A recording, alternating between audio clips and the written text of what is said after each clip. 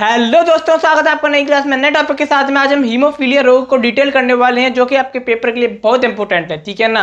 जो हीमोफीलिया रोग है, कैसा रोग है? तो एक वंशागत रोग है, यानी कि एक पीढ़ी से दूसरी पीढ़ी में क्या होता है, स्थानांतरित होता है, एक पीढ़ी से दूसरी पीढ़ी में फैलता है। ये सर्दी जुकाम की तरह नहीं है कि ये उल्टा सीधा खा लिया तो हो गया, कि ज्यादा बारिश में भीग लिया तो सर्दी हो गई। इस प्रकार की चीजें नहीं होती। इसमें क्या होता है, ये वंशागत रोग है, एक पीढ़ी से दूसरी पीढ़ी में फैलता है। ये चीज आपको ध्यान रखनी है। ठीक है ना। आप समझो क्या होता है इसके अंदर। देखो, ये जो हीमोफीलिया होता है, ये अप्रभावी लिंग संलग्न रोग होता है। सबसे पहले इस चीज को क्लियर करो। दो शब्द मैंने बोले, अप्रभावी लिंग संलग्न रोग।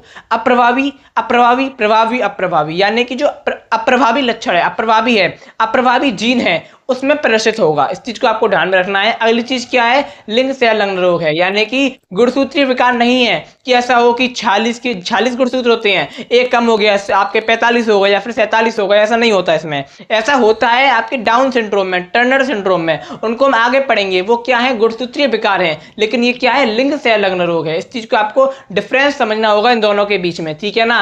अब अगली चीज क्या होती है, इस रोग में होता क्या है? तो बिल्कुल बेसिक से समझो। क्या समझो? देखो, हमारे कहीं भी खरोच लग जाए, कहीं भी खौचट लग जाए, मतलब लग जाती है। ठीक है ना। कहीं गिर गए या फिर कहीं से खरोच लग गई, ये नाखून वगैरह लग गया, या फिर कुछ, मतलब क्या होता है, वहां पर एकदम से हल्का सा खून, हल्का सा ब्लड झलक आता है। ठीक है ना। और फिर वो बंद हो जाता है और वह एक रक्त का थक्का जम जाता है। ठीक है ना। ये होता है, ये पूरी क्रिया होती है। तो इस चीज को समझो। क्या ऐसा कैसे होता है? हमारे ब्लड में क्या मौजूद होता है? प्लेटलेट्स होती हैं। जैसे ही कहीं पर खुच्चट लगी, चोट लगी, प्लेटलेट्स क्या हो जाती है? सक्रिय हो जाती है, एक्टिव हो जाती हैं, और वो क्या कर लेती हैं?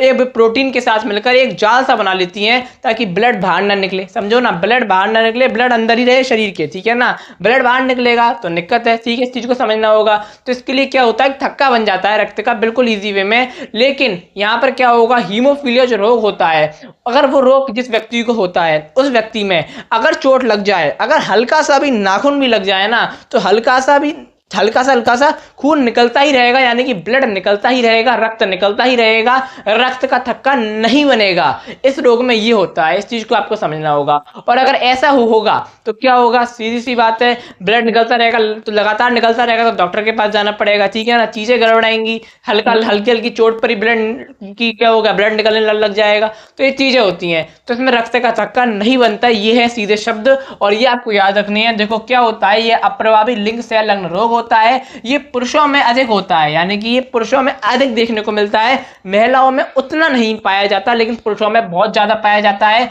इस रोग में रुधिर का जो थक्का नहीं बनता है। ठीक है ना। रुधिर का जो थक्का है वो नहीं बनता, अतः शरीर में कहीं भी चोट के कारण रक्त निकलने की जो क्रिया है वो नहीं रुकती।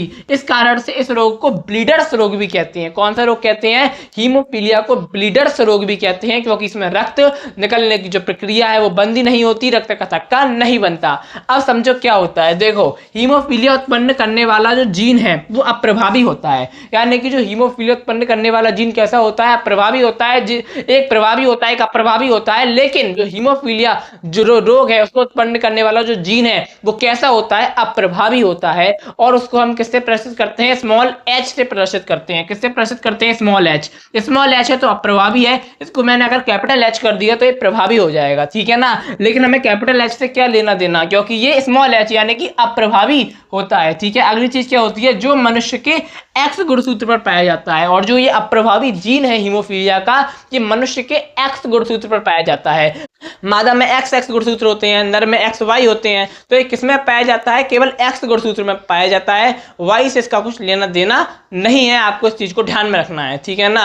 अब देखो, जैसे कि मान लो मादा, आपके नर में क्या होते हैं? एक्स होते हैं, वाई होते हैं। और नर के अगर एक्स गुणसूत्र पर एच यानी कि अप्रभावी हीमोफीलिया का जीन उपस्थित है, तो वो जो व्यक्ति है वो क्या है? हीमोफीलिया ग्रसित है। ठीक है ना। उसको हीमोफीलिया के लक्षण दिखाई देंगे। लेकिन अगर महिला के दो एक्स गुणसूत्र होते हैं, लेकिन किसी एक एक्स पर, यानी कि केवल एक जो एक्स है उस पर उपस्थित है, क्या उपस्थित है? हीमोफीलिया का जो अप्रभावी जीन है वो उपस्थित है। तो वहां पर क्या होगा? वहां पर जो महिला होगी वो हीमोफीलिया रोग की वाहक होगी, लेकिन हीमोफीलिया रोग से ग्रसित नहीं होगी। वाहक होने का मतलब है कि वो अगली पीढ़ी में, यानी कि अगली पीढ़ी में स्थानांतरित कर सकती है, ठीक है ना, लेकिन वो वाहक है, लेकिन वो ग्रसित नहीं है। अगर दोनों ही एक्स गुणसूत्र पर क्या हो, दोनों ही जो एक्स गुणसूत्र है महिला के, उस पर अगर क्या हो, आपको जो स्मॉल एच है यानी कि जो अप्रभावी जीन है हीमोफीलिया का वो उपस्थित हो, तो ऐसी महिला क्या होगी, हीमोफीलिया रोग से ग्रसित होगी, ठीक है ना।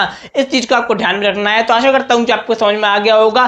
बिल्कुल ईजी वे में मैंने आपको समझाने का प्रयास किया है। अब मैं आपको मिलूंगा एक और नई क्लास में नए टॉपिक के साथ में। तब तक के लिए जय हिंद, जय भारत।